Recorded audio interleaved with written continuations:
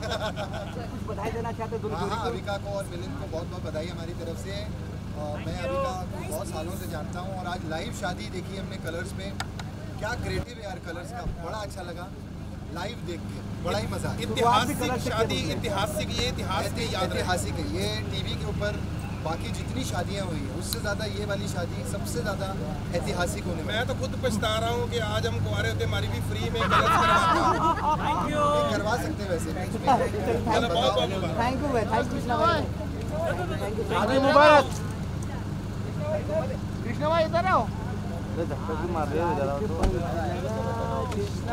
रुक जाओ भाई। डांस किए वो गाने पे? अरे शादी पे नाच, मैं